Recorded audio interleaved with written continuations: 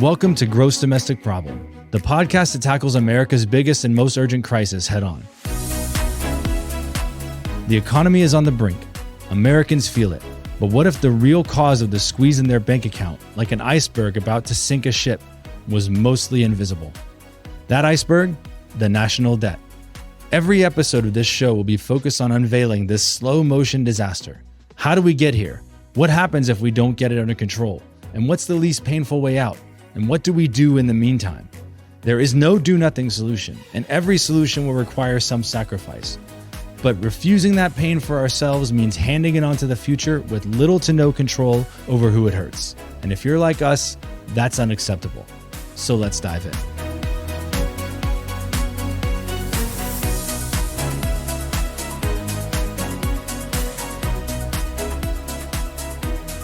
Welcome back to Gross Domestic Problem, a podcast of the Millennial Debt Foundation.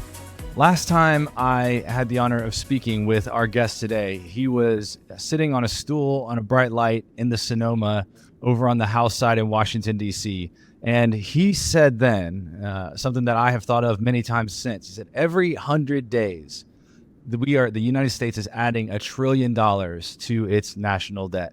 And that's one of those numbers that just kind of pokes through. And I've been thinking about it a lot ever since. And since that day, as soon as we planned to launch this podcast, I knew that we needed to have Congressman William Timmons on the show. Congressman, thank you so much for joining us today. Great to be with you. Thanks for having me on. Congressman, obviously a lot of people anybody who hears my voice is going to know something about who you are. But just before we hop into our topic of discussion today, can you give us the Reader's Digest bio from high school tennis star to law student to prosecutor? Give us who are you and how many good and bad decisions led you to the spot where you're sitting in that chair today speaking to us? Oh my goodness. Well, so from South Carolina, my family's been there for a very long time. I've lived in Greenville, South Carolina my whole life. And like you said, I played tennis in high school. That's what got me into college. It certainly wasn't my grades. And went to George Washington for undergrad. I got a master's degree and a law degree after that. And I also have a master's in cybersecurity. I was a prosecutor for 5 years. I've started a number of small businesses. And my experience as a prosecutor and small business owner made me very frustrated with government. And that's what caused me to run initially. I ran for the state Senate first, and I then ran for Congress. And I've been in Congress 6 years, 5 months. And, I've committed a decade of my life to public service, and I'm going to see it through. This is a pretty exciting opportunity right now. Having the House, the Senate, and the White House really creates an opportunity for generational change, transformational change, and we got a lot of big problems. Debt is probably at the top of the list. It's not probably, it is at the top of the list. And we need to get on a more sustainable fiscal trajectory, and I'm excited to be a part of that. Yeah, and just for those, by the way, I have forgiven you already. I'm a Florida undergrad, and so I've forgiven you already for going to law school at South Carolina. Are you a South Carolina fan in an enduring way, or did you just get a law degree there and fleece them and leave? You know, it's important in my district to be nonpartisan as it relates to Carolina long-term rivalry. There's no winning. I've got probably 50-50, and I don't want to give people another reason to vote against me. Good. I was going to say, well, it's now we've got the hardball question behind us. You're serving at the moment on the DOGE subcommittee, which probably means that you're looking under the hood of some pretty embarrassing budgetary and fiscal realities in the United States. Is that the beginning of your interest in improper payments, or is it even prior to this administration? It seems like every Congress, there is some bill drafted on the question of improper payments. But most recently, you've actually sponsored one in February of this year. So just tell us the story of how that came about, how that became an issue on your radar, and how you got involved in it. Sure. So big picture, the only way that we're going to solve our debt issue is to slow the growth of government spending and increase the size of the economy so the tax revenue outpaces spending growth, and then we can eventually start paying down our debt. So we first got to get to deficit neutrality, and then once we have a surplus, start paying down debt, and we're really honestly running out of time to do that. So, the easiest way to slow the growth of spending is to seek out waste, fraud, and abuse to address our social safety nets, which is such a huge portion of our spending, to make sure that people that are getting those social safety nets, whether it's SNAP, Medicaid, Medicare, Social Security, whatever it is, that they are deserving of those benefits and that they get those benefits as quickly as they can, but also that when they are no longer entitled to them, we stop giving them those benefits. So that's really the whole idea behind it. It's going to be hard to kind of deny people benefits that have previously been given them, but to deny people benefits that are not entitled to them in the first place is easy. Feels like it ought to be a no-brainer. I know that's not in fact true. Not much is a no-brainer inside the Washington Beltway, but I know it seems like it ought to be. And just real quickly, you quickly ran through a list a minute ago, SNAP and things like that. What exactly, when we think about improper payments, what are the proper payments that we're thinking of? What are improper payments of? So I'll give you an example. So somebody is down on their luck and wants to go and sign up for Medicaid or for SNAP, whatever the program may be, and they think that they're eligible because of whatever reason. And so depending on state by state, there's income eligibility requirements. And so if you make more than X amount of dollars, you're not eligible. And they provide whatever evidence that they are asked for, and they think that they're eligible. And if they're not eligible, we oftentimes give them benefits because it's just an inaccurate estimation of whether they are actually eligible. So Missouri created a enhanced income verification program, which instead of sending in your W-2s or tax returns, whatever it may be, you sign into your bank account through a third-party secure app, and then the portal then says, all right, well, it shows on here that you have transactions in and out of Venmo or Zelle or whatever else it may be. Sign into that as well. So once you sign into all your different online portals, you are immediately deemed to be eligible or ineligible. And if you are eligible, you immediately get benefits. And if you then ever make more money than you are allowed to remain eligible, you are immediately taken off the whatever the government benefit is. So again, using enhanced income verification, using 2025 technology, you're able to determine eligibility and make sure that they continue to be eligible throughout the receipt of that benefit. Right. So that alone in Missouri resulted in a 17% reduction in payments. So those 17% that were denied because of using technology are improper payments. Now the question is that waste, fraud, or abuse? Right. I mean, I'd probably say it's all three. I mean, it's wasteful that we're giving benefits to things to people that aren't entitled to them. It's fraud if the person intended to deceive the government, right. But oftentimes they don't intend to deceive the government. Then I would just say it's abusing taxpayers by not using technology that is readily available to solve this. So that's just one example. Right. I'll do another one though. And so let me back up.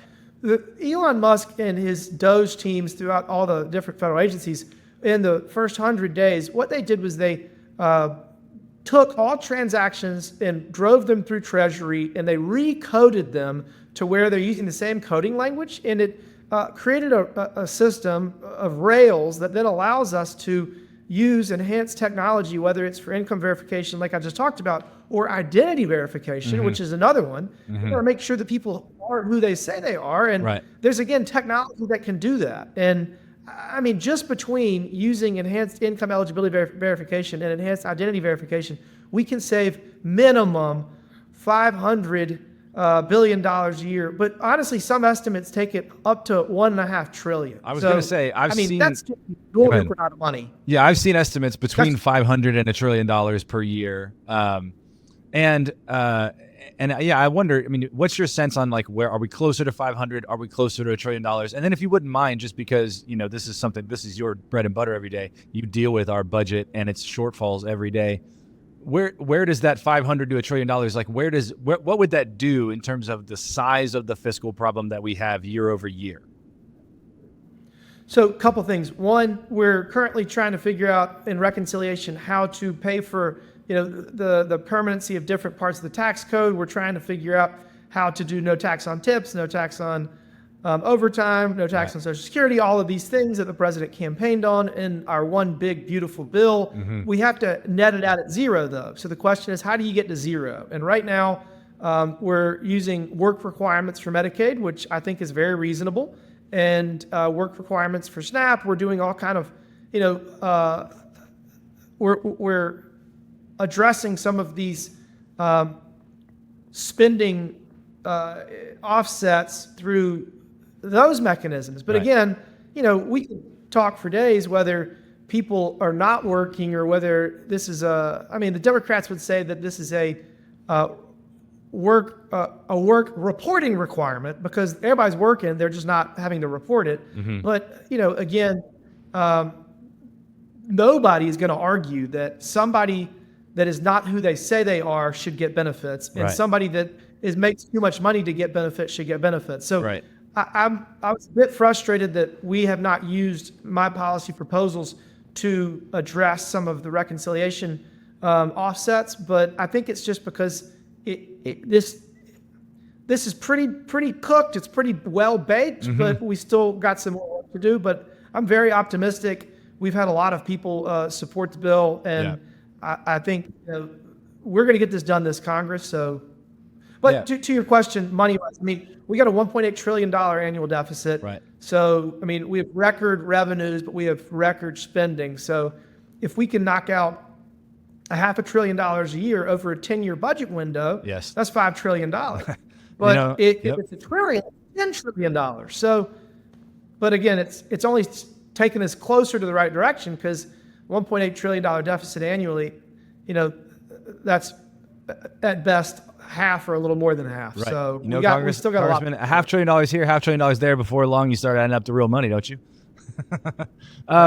So that's, I think for people who would question, is the juice worth the squeeze on improper payments, the pain of transition, the pain of implementation, whatever that is, and you can speak to that, especially with the Missouri example. But the point is, we're talking about enough money here that, this is going to, this bill, when it gets done, is going to make a percentage points level difference in the 10-year budget window, what our complete deficit is over that time. If you're talking about $5 trillion over the course of 10 years, that's real money. That's not just real money in terms of the deficit. That's real money. That's a sixth of the national debt. It's a pretty important number to be able to make that kind of difference. And then just now, you've mentioned it already by talking about the Missouri example, but I'd be curious. So just as you break that, tell us about the TABS Act, like your attempt to set the country up on a verification system like that. What would it look like? So it would basically be a mandate for states to use technology to verify income eligibility. And it does two things. One, and this is the best part, it actually gets benefits to people that deserve them faster than our current system. So it helps Americans that are struggling and in need. And then secondarily, it does a day-by-day check to determine that you are still eligible.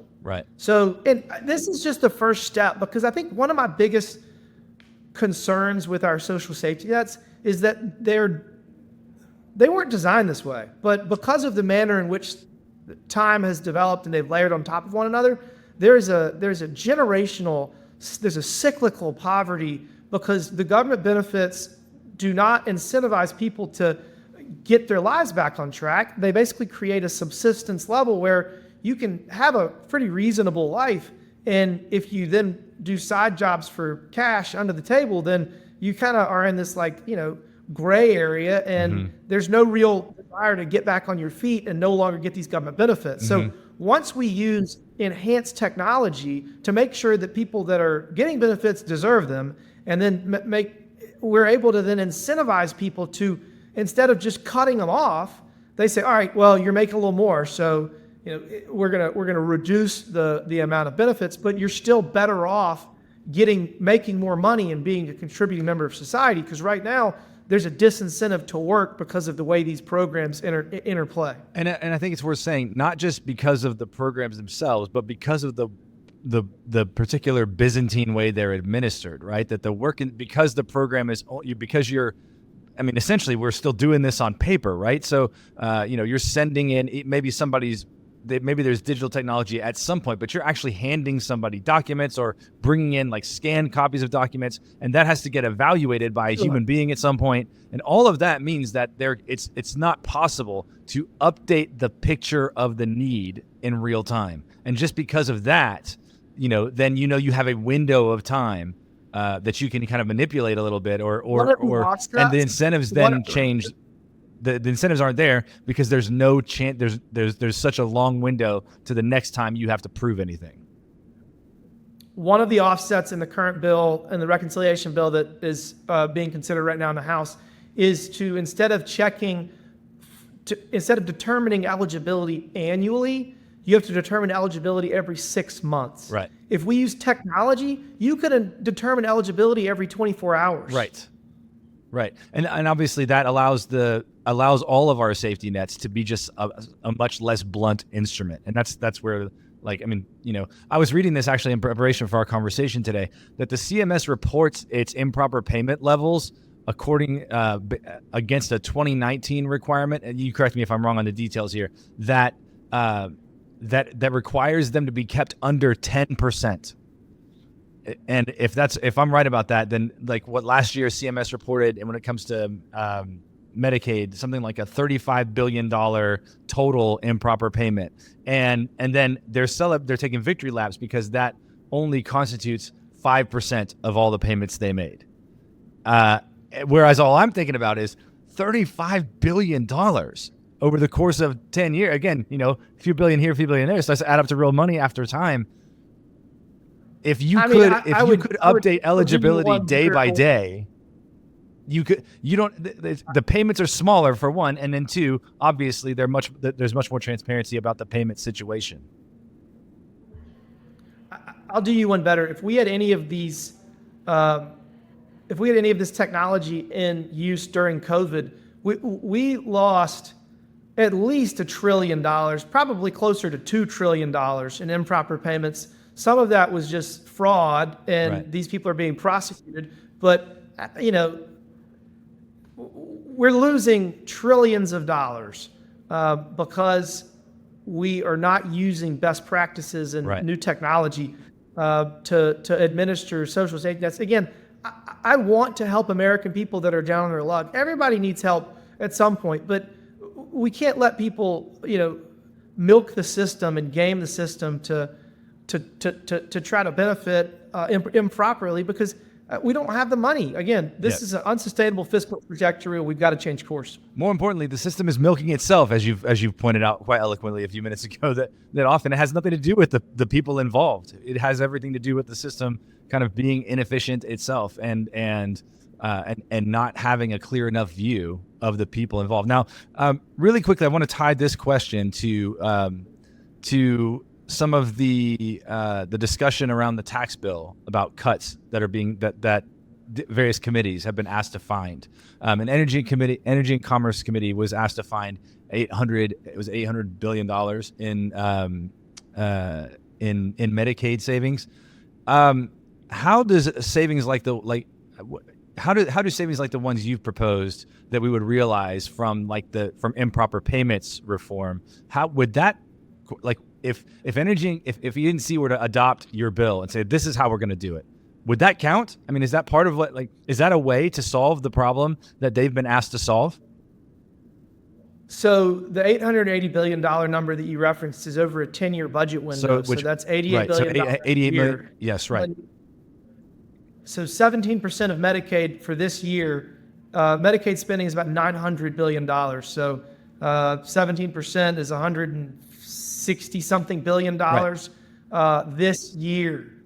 Right. So my proposal would save 16. That and then some is the point, right? My proposal would save $1.6 trillion over the next 10 years only on Medicaid. Right. You used enhanced identity verification for Social Security. Right. That's going to be hundreds of billions of dollars. Right. You use enhanced identity verification. It would save $20 trillion over a 10-year budget window if you did it across all of our safety nets. So the point being that not like that because what's this savings, this request of ENC to discover this has proven to be such a political hot potato, right? That like the idea has been widely distributed, not always by people in good faith, but sometimes maybe by misunderstanding, that effectively those cuts have to be cuts in needed benefits and to some person. Whereas what you're saying is like, guys, there's enough meat on the bone here, and there just always isn't in federal government. Sometimes there's just not enough meat on the bone to cut it without actually having to make hard choices. But your point is, this is an easy one. It's a layup. Nobody wants to defend the government making payments to people it shouldn't make payments to, and it would cover the gap. So then my question is, and I mean, I think you see where I'm going. Why, Congressman? Why hasn't ENC just called you up and said, "Write this in here. Let's do this"? I mean, what is causing the resistance there? I've talked to the Speaker's office. I've talked to the Chairman of Energy and Commerce. I've talked to the Chairman of Ways and Means. I mean, they're aware of this proposal, but I think this is the issue. Everybody in the Republican conference understands work requirements. Everybody understands it. It's super easy. Right. My proposal. We got a lot of old people in the Republican conference. I was just going to say, are you just saying that like somebody needs the young people to come set the computers up effectively? That's the legislative equivalent of having your grandkid come up and set up your computer? Like, is that really what we're dealing with here, Congressman? I don't know how to respond to that, but I do think that it is a challenge because, I actually think that's exactly it. But it's going to take time, and we're going to socialize the idea, and we're going to get it done because, again, this isn't going to be partisan. Because if you are not who you say you are, then you should not get a damn dollar from the government. Right. And if you're not eligible, we can't keep giving people money that are not eligible, that are not entitled to benefits. We're running out of money. Yep. So we've got to do better, and using technology is just incredibly efficient. So I think technology is a lot of our spending problems. Nobody's going to defend that. But I think, I think, Congressman, this we'll wrap up here, I guess. The thing that I just want to give you a chance to say is that whatever the sources of the kind of disconnect, what you're saying is like it's just extremely clear that badly needed savings in our social safety net spending are realizable without harming the due benefits of a single person. That's what you're suggesting. Yeah, I mean, it's as simple as that. And I haven't really explained how the enhanced identity verification works. And honestly, that's the thing that is even more exciting. This bill is a lot harder to write, but so there's companies out there that they won't even need your ID. So if you sign up for benefits, you put your cell phone number in, you put your email address in, your name, address. They don't even need your social security number, but they will be able to determine if you are who you say you are by using tens of billions of data points. Because if your email address was created yesterday, that's a red flag. If if William Timmons has resided in Greenville, South Carolina for 40 years, but now this William Timmons is in Alaska and is getting, logging social in on a security checks to VPN. Right. Yeah, exactly. So they can use just big data to determine if you are who you say you are, and they can scale up to where if the benefit is sufficient, that they would then ask you for your real ID. Right. I mean, you have to have a real ID to fly in airports now. So I mean. Right. There's a pushback that if you require a real ID, that there's a component of socioeconomic or racial disparity between people that have real IDs. We don't even need IDs. All you have to do is use technology to determine if people are who they say they are based off of their IP address, the length of time of their email address, coordinated with their age and their geographic location. All of these things, they can weed out an enormous amount of just straight up fraud. And you got organized crime that is getting government benefits. I mean, the amount of organized crime that gets unemployment insurance is insane. Right. I mean, people steal identification, billions and billions of dollars a year is in, because if you apply for unemployment insurance, assuming you have a name and a social security number, they'll send you the check immediately. Your first check, $500, they send it to you immediately, and then they deal with it later. But organized crime takes advantage of that, and if they can get your name and your social security number, they'll get that first check, and then they'll abandon the process. But anyways, technology can solve all these problems, and we've got to do better because we don't really have a choice. We're running out of time. That's right.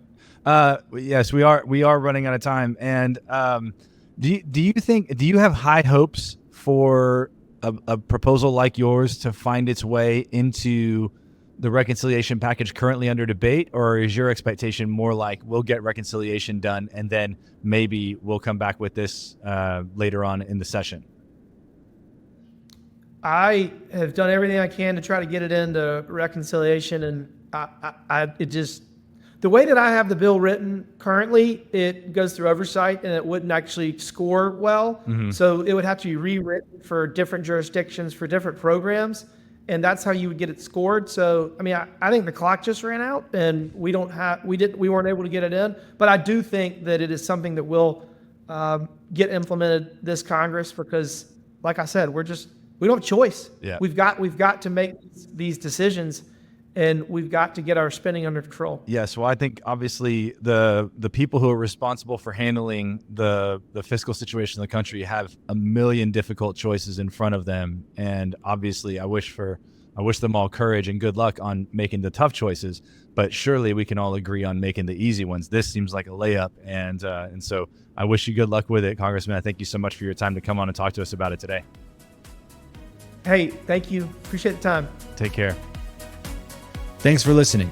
If you enjoyed today's episode, leave us a 5-star review on your favorite podcast platform, and don't forget to subscribe to the show. Want to dig deeper? Follow us at millennialdebt.org for more insights, updates, and ways to be part of the solution. Thanks for listening.